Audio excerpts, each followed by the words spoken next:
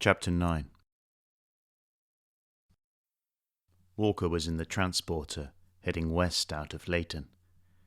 He repeatedly opened and closed his damaged left hand, feeling the tendon slip on and off the knuckle of the middle finger. The pain was a distraction. 10 minutes prior, he'd watched Michael trudge down to his basement flat. Walker had tried to convince him to stay at his place, but Michael didn't want to know. Michael didn't want to know much since they'd left the meeting with the Turks. There had been a switch in roles. Michael's positive, can-bet attitude had melted away, leaving Walker to play the blind optimist. The problem was Walker's vision was 2020. He had heard himself motivating Michael, telling him that he could do it, that there was no real difference between 80 and 160,000 fucking pounds, and that if luck had any sort of a conscience, it would be on their side. But the words sounded empty. In the end, Walker did what he did best and fell silent. Michael hadn't replied anyway. He'd just put his hood up and watched the pale sun dissolve into the East London night. Now, as Walker crawled through the cholesterol-packed artery that was the Blackwall Tunnel, his thoughts turned to the Turks.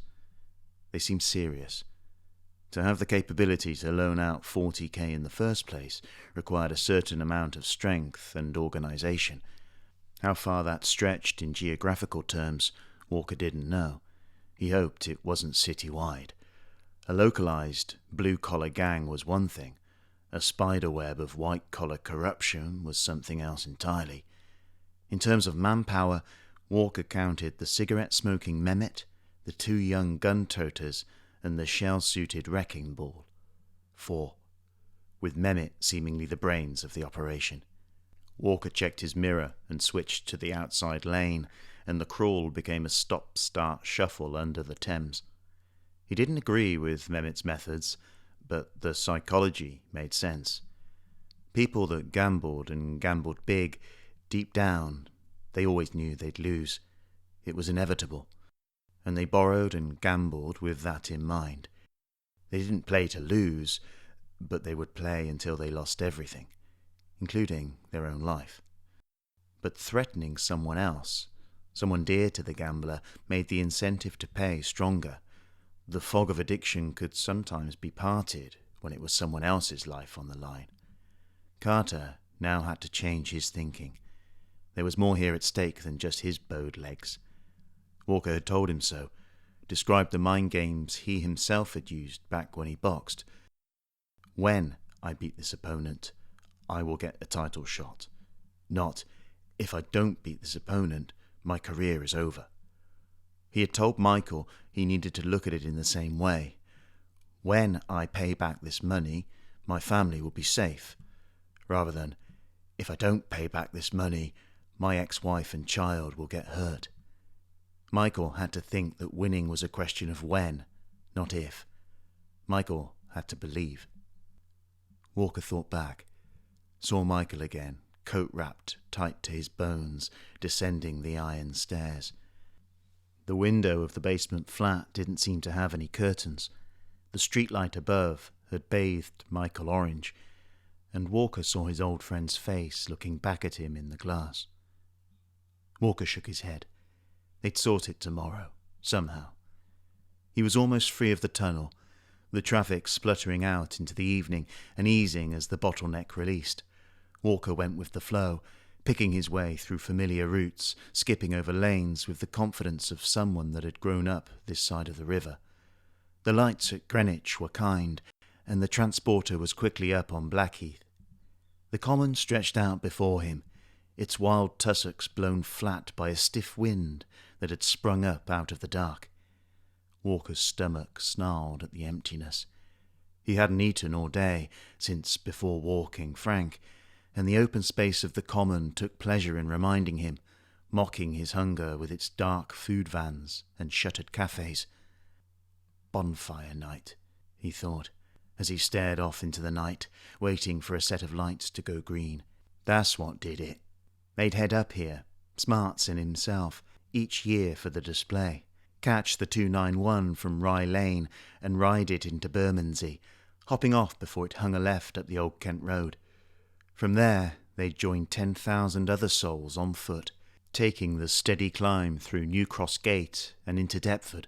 Goldsmiths' College would appear, all silver sculpture and tie-dye, and Smarts would always say that's where she was headed when she'd finished with school.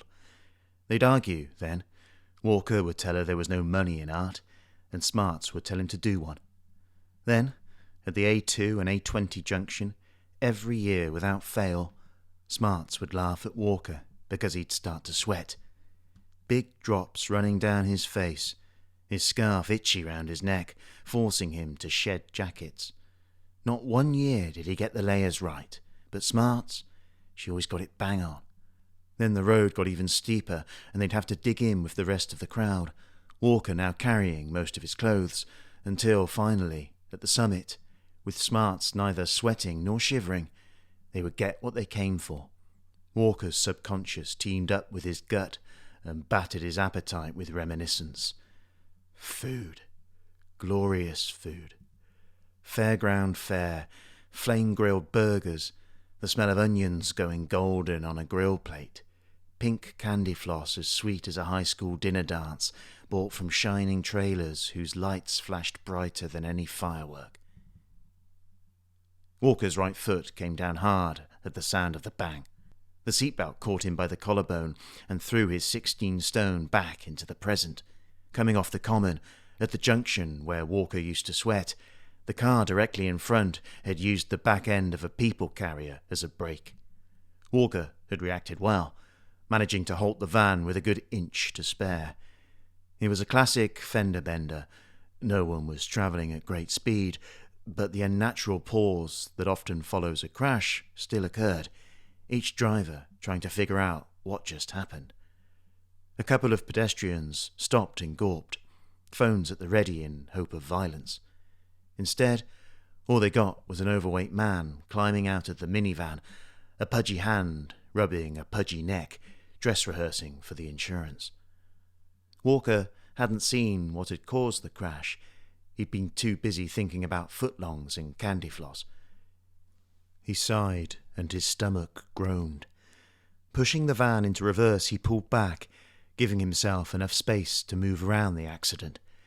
As he passed the two vehicles, he surveyed the damage. The people carrier's number plate was cracked, and the car that hit it had a dented bumper, but that was it. Probably two write-offs, thought Walker. Both drivers were out in the road now, scratching chins and thinking about blame. Walker was about to tuck back in and continue when he was forced to slam down his foot on the brake again. From out of the night, an oil-black car shaped like a bullet screeched to a halt in front of Walker's transporter, its nose blocking his path. The rest of its long, sleek body skewed over both lanes, halting the oncoming traffic. The car brought with it an eerie silence. Walker looked down at it from his cab, his hands tight on the wheel. The car's passenger window was fully open, and he could see an elbow resting nonchalantly on the door. "My apologies." A man's face appeared, smiling, looking up at Walker. Silence hung in the air. Walker held the man's stare. A gold chain hung from his neck, Christ rattling against the sedan door. It glinted under the streetlights. The silence retreated as people got on their horns. Further up the road, drivers had stepped out of their cars. The smiling man nodded towards the accident. "People should be more careful, don't you think?" His teeth shone as he talked. The man wore a suit, no tie. Walker lifted a hand from the wheel, palm up, steady as a rock. "After you." The car didn't move. The smiling man held Walker's stare. His eyes had all the warmth of a pickaxe. Walker pressed his foot on the clutch and with minimal visible movement slipped the van into first gear. The man broke Walker's stare and looked up and down the road. Walker's foot hovered above the accelerator. Other drivers were beginning to shout. The man fixed Walker with one last look, kissed the crucifix, and hit the door panel with his palm. The car set off fast with the quiet hum of electricity, took a hard left, and disappeared.